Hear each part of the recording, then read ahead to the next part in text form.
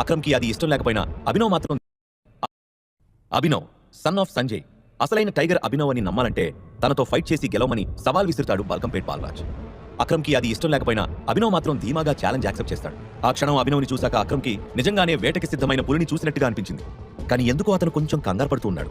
అందుకే ఈ challenge fighting అవసరం లేదు టైగర్, నువ్వేంటో నాకు బాగా తెలుసు, మళ్ళీ నిరూపించుకోవాల్సిన అవసరం లేదు, నేను బాలరాజ్తో మాట్లాడతాను అంటూ వారించాడు. నా గురించి బాలరాజ్ మాట్లాడినట్టు రేపు ఇంకెవరైనా మాట్లాడచ్చు, ప్రతిసారి మనం సమాధానం ఇస్తూ కూర్చోలేం. అందుకే బాలరాజ్ని ఓడించి ఆ గెలుపే ప్రపంచానికి నన్ను పరిచయం చేసేలా చేస్తాను, మీరేం కంగారు పడకండి. నా పేరు అభినవ్, సన్ ఆఫ్ సంజయ్ ఘట్టమనేని అని కాన్ఫిడెంట్ గా చెప్పాడు. అభినవ్ కాన్ఫిడెన్స్ మొండితనం చూసిన అక్రమ్కి సంజయ్ గుర్తొచ్చాడు. అప్పటికే రింగ్ లో రెడీగా ఉన్న బాలరాజ్, ఇంకోసారి ఆలోచించుకో డూప్లికేట్ టైగర్, ఈ బరిలో నేను ఎప్పుడు ఓడిపోలేదు, పంతానికి పోయి ప్రాణాల పైకి తెచ్చుకోకు అని అభినవ్ని హెచ్చరించాడు.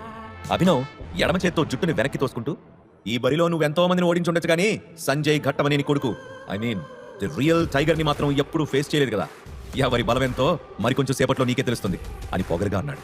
ఆ మాటలు విన్న అక్రమ్కి చప్పట్లు కొట్టాలనిపించినా కంట్రోల్ చేసుకున్నాడు. బలరాజ్ నవ్వుతూ అక్రమ్ వైపు చూసి, అక్రమ్ బాయ్ ఎవరి మీద పందెం కడతావు అని రెచ్చగొట్టాడు. సిల్లీ క్వశ్చన్ బాలరాజ్, రింగ్ లో టైగర్ ఉన్నప్పుడు నా చూపు అతని మీదనే ఉంటుంది, తనే నా రేసు గుర్రం అని సమాధానం ఇచ్చాడు అక్రమ్. నీ రేసు గుర్రాన్ని కొంచెం సేపట్లో ఈ సిటీ నుంచి బయటికి తరిమి కొట్టేయబోతున్నాను అక్రమ్ బాయ్ అని ఎగతాళి చేసిన బాలరాజ్ అభినవ్ వైపు తిరిగి, కమాన్ వచ్చి నీ దమ్మెంతుందో చూపించు అని ఇంకాస్త రెచ్చగొట్టాడు.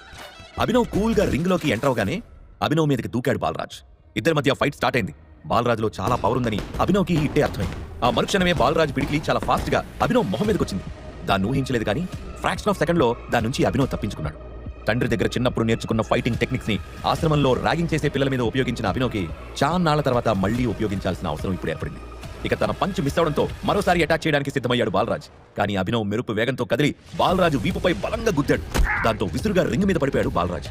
పక్కన నిలబడి అదంతా చూస్తున్న అక్రమ్ నవ్వుకుంటూ, బాలరాజ్ ఇంక చాలా ఆపే, నువ్వు టైగర్ చేతిలో ఓడిపోయావని నేను ఎవరికి చెప్పలే అని ఎగతాళి చేశాడు. ఆ మాటతో బాలరాజ్ అహం దెబ్బతింది. నేలపైన చేతితో బలంగా కొట్టి స్ప్రింగ్ లాగా లేచి నిలబడ్డాడు. ఆ తర్వాత వరుసగా పంచులతో అభినవ్పై అటాక్ కంటిన్యూ చేశాడు. నిజానికి వాళ్ళిద్దరి మధ్య ఫైట్ హోరాహోరీగా సాగుతుంది. ఎవ్వరూ తగ్గట్లేదు. అక్రమ్కి యాక్షన్ సినిమా క్లైమాక్స్ చూస్తున్నట్టు అనిపించింది. ఇక అభినవ్ స్టైలిష్ ఫైటింగ్ మూవ్స్ చూసి బాలరాజ్కి మతిపోయింది. మరోసారి అభినవ్ని అటాక్ చేయబోతుండగా అభినవ్ అతని కడుపులో బలమైన పంచిచ్చి అతని నడుం చుట్టూ చేతులు బిగించి గాల్లోకి విసిరేశాడు. బలరాజు శరీరం బంతిలా గాల్లో ఎగురుతూ వెళ్లి రింగ్ బయట దాప్పమని పడింది. దాంతో అమ్మా అని గట్టిగా అరిచాడు బాలరాజ్. అది విని థ్రిల్లింగ్ గా ఫీల్ అయ్యాడు అక్రమ్. అభినవ్ మౌనంగా రింగ్ లో ఒక మూలకొచ్చి నిలబడ్డాడు. బాలరాజ్ అతి కష్టం మీద పైకి వేస్తూ, ఈ టెక్నిక్ ఎక్కడ నేర్చుకున్నావు టైగర్, సూపర్ అంటూ మెచ్చుకున్నాడు. టైగర్ కి పోరాటం ఎవ్వరూ నేర్పక్కర్లేదు. అప్పట్లో సంజయ్ చేతిలో, ఇప్పుడు సంజయ్ బిడ్డ చేతిలో ఓటమి చవి చూసావు. పులి కడుపున పులే పుడుతుందనడానికి ఎంతకన్నా నిదర్శనం ఉంటుందా? టైగర్ కి సింహాసనంతో పాటు వేట కూడా వారసత్వంగా వస్తుందనే విషయం మర్చిపోకు అని పొగరుగా సమాధానం ఇచ్చిన అక్రమ్ అభినవ్ని కౌగిలించుకుని, టైగర్ టైగర్ టైగర్ టైగర్ అంటూ గట్టిగా అరిచాడు. బాలరాజ్ కూడా సంతోషంగా అభినవ్ని హగ్ చేసుకుని, ఇప్పుడు నాకు చాలా సంతోషంగా ఉంది టైగర్, నా అనుమానాలన్నీ తీరిపోయాయి, నువ్వే మాఫియాకి కాబోయే కింగ్వి, కింగ్ మేకర్వి, పదా పార్టీ చేసుకుందాం అంటూ ఉత్సాహంగా అన్నాడు. అభినవ్ నవ్వుతూ, పదా పార్టీ షురూ చేద్దాం అన్నాడు. కానీ అంతలో అతని ఫోన్కి అనన్య నుంచి కాల్ వచ్చింది. అభినవ్ లిఫ్ట్ చేయగానే, హలో అభినవ్, అమ్మా నాన్నలకి హోటల్లో మన ఇద్దరి మధ్య జరిగిన విషయం తెలిసింది, వాళ్ళు అర్జెంట్గా నిన్ను కలవాలంటున్నారు, నువ్వేం చేస్తావు నాకు తెలియదు, ఎక్కడున్నా సరే అర్జెంట్గా ఇంటిరా అని సీరియస్ గా సర్వెంట్కి ఆర్డర్స్ పాస్ చేసినట్టు చేసింది అనన్య. కొన్ని నిమిషాల క్రితం సగం హైదరాబాద్ అంతా భయపడే బల్కంపేట్ బాలరాజ్ని సునాయాసంగా ఓడించిన టైగర్ తో తను మాట్లాడుతున్న సంగతి ఆమెకు తెలియదు.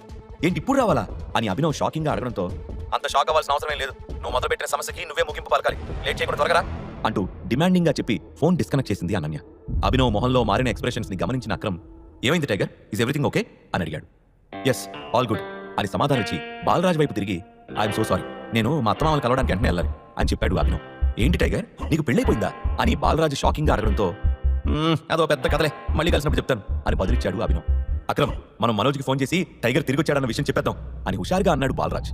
నో అప్పుడే కాదు, టైగర్ బతికే ఉన్నాడని తెలిస్తే అది అతని ప్రాణానికి ప్రమాదం. మనం సెటిల్ చేయాల్సిన కొన్ని లెక్కలు అలాగే ఉన్నాయి, వాటిని చెక్కబెట్టేంత వరకు టైగర్ తిరిగి వచ్చిన సంగతి గురించి మనకి తప్ప ఇంకెవ్వరికి తెలియకూడదు బాలరాజ్. ప్రస్తుతానికి మనోజ్ ఏం చేద్దాం అనుకుంటున్నాడో అదే చేయిద్దాం అని హెచ్చరించాడు అక్రమ్. దానికి సరే అని తలూపాడు బాలరాజ్. అభినవ్ వాళ్ళిద్దరికీ బాయ్ చెప్పి, నేను బయలుదేరుతున్నాను అన్నట్టు చెప్పడం మర్చిపోయాను, నాకు కొత్త జాబ్ కావాలి అని అక్రమ్కి గుర్తు చేశాడు.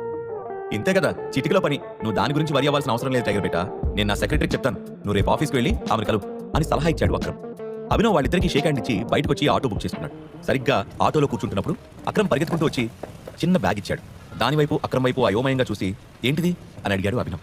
నువ్వు మొదటిసారి మీ అత్తమామలు కలవడానికి వెళ్తున్నావు కదా, ఇది మన హోటల్లో దొరికే ప్రీమియం క్వాలిటీ కాస్ట్లీ వైన్, వాళ్ళకి గిఫ్ట్గా ఇవ్వు, హ్యాపీగా ఫీల్ అవుతారు అని చెప్పాడు అక్రమ్. అభినవ్ చిన్నగా నవ్వి, థ్యాంక్ యూ, మీరు నా కోసం చాలా చేస్తున్నారు అని కృతజ్ఞతతో చెప్పాడు. నువ్వు తిరిగొచ్చి మా ఆశల్ని బతికించినందుకు మేమే నీకు థ్యాంక్స్ చెప్పాలి బేటా అని చెప్పాడు అక్రమ్.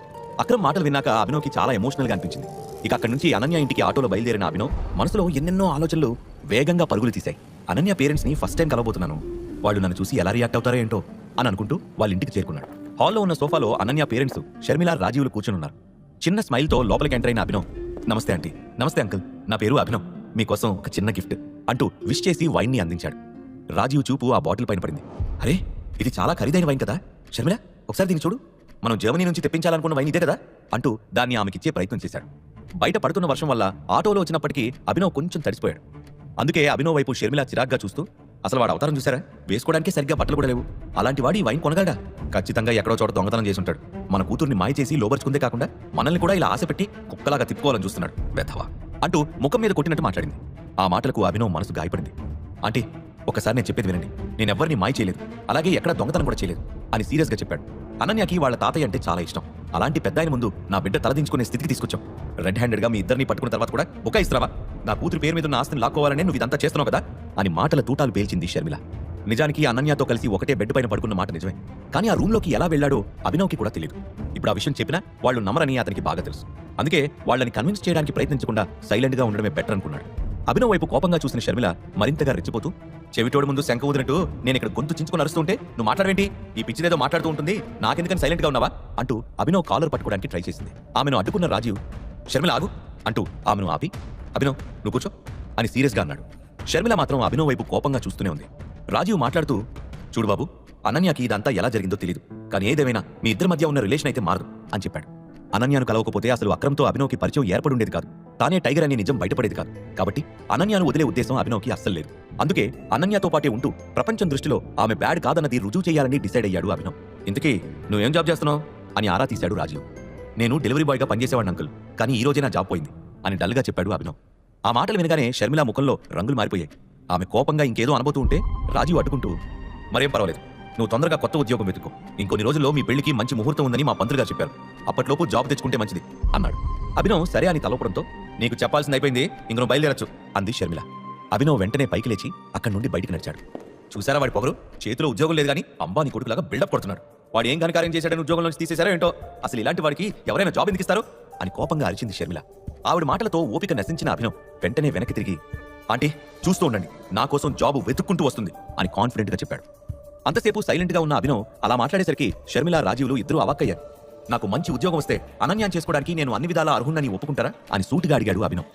ఆ మాటలు విని రాజీవ్ కూడా షాక్ అయ్యాడు. పార్కింగ్ ఏరియాలో కూర్చొని వెహికల్స్ కి రిసీట్లు అందించడం కూడా ఉద్యోగమే, కానీ అలాంటి ఉద్యోగం ఎవరు కావాలి? మా స్టేటస్ కి తగిన జాబ్ సంపాదించి కనిపించు, అప్పుడు నా కూతురికి నువ్వు అన్ని విధాలా అర్హుడువా కాదా అని డిసైడ్ చేద్దాం అని వార్నింగ్ ఇచ్చిన షర్మిల రాజీవ్తో కలిసి లోపలికి వెళ్ళిపోయింది. ఆమె మాటలు విన్నాక అభినవ్ ముఖంలో చిన్న చిరునవ్వు వచ్చింది. తను ఎవరో, తన బ్యాక్గ్రౌండ్ ఏంటో షర్మిలకి తెలియదు కనుక నెక్స్ట్ డే జాబ్ కొట్టి వాళ్ళకి షాక్ ఇద్దామని ఇంకా గట్టిగా ఫిక్స్ అయ్యాడు. ఇక అప్పటికే లేట్ నైట్ అయింది. వర్షం కూడా తగ్గకపోవడంతో ఆ రోజుకి అక్కడే పడుకుని ఉదయాన్నే వెళ్ళిపోదామని డిసైడ్ అయ్యాడు. అప్పుడే కిచెన్లో నుంచి తన రూమ్ లోపలికి వెళ్లిన అనన్యాని గమనించిన అభినవ్ ఆమె రూమ్ దగ్గరికి వెళ్లి చిన్నగా డోర్ నాక్ చేశాడు. కొన్ని సెకండ్ల తర్వాత తలుపు తెరిచిన అనన్య ఏం మాట్లాడకుండా సైలెంట్గా అభినవ్ లోపలికి రాబోతూ ఉంటే తలుపు వేయడానికి ప్రయత్నించింది.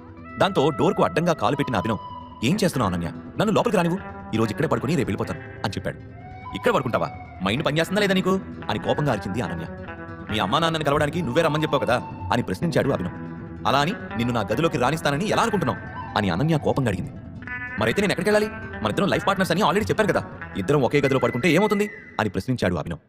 అదంతా నాకు తెలీదు, నువ్వు లోపలికి రావడానికి మాత్రం వీల్లేదు, మర్యాదగా డోర్ కట్టంగా కాల్ది, లేదంటే డోర్ వేసే ఫోర్స్కి నీ కాలు విరిగిపోతుంది, జాగ్రత్త అని బెదిరించింది అనన్య. అభినవ్ అప్పటికీ కాలు తీయకపోవడంతో అన్నంత పని చేస్తూ డోర్ గట్టిగా వేసింది అనన్య. కరెక్ట్ టైంకి అభినవ్ ఫాస్ట్గా కాలు వెనక్కి తీశాడు కాబట్టి సరిపోయింది, లేదంటే అంతే సంగతులు. అనన్య తన్మంటూ డోర్ క్లోజ్ చేసి డోర్కి అవతల వైపు నుంచి, పని వాళ్ళు ఎప్పటికీ యజమానులు కాలేరు మిస్టర్, మీ స్థానం స్టోర్ రూమే కానీ బెడ్రూమ్ కాదు, వెళ్ళి స్టోర్ రూమ్ ఎక్కడ ఉందో కనుక్కొని పడుకో అని గట్టిగా అరిచింది. అనన్య మాటలు విన్నాక అభినవ్కి చాలా బాధ వేసింది. అభినవ్ ఇప్పుడు ఏం చేయబోతున్నాడు? తనని అవమానిస్తున్న ఇంట్లో అభినవ్ ఉండగలడా? అభినవ్ బ్యాక్గ్రౌండ్ గురించి తెలిస్తే అనన్య ఎలా రియాక్ట్ అవుతుంది? తెలుసుకోవాలంటే నెక్స్ట్ ఎపిసోడ్ వినాల్సిందే.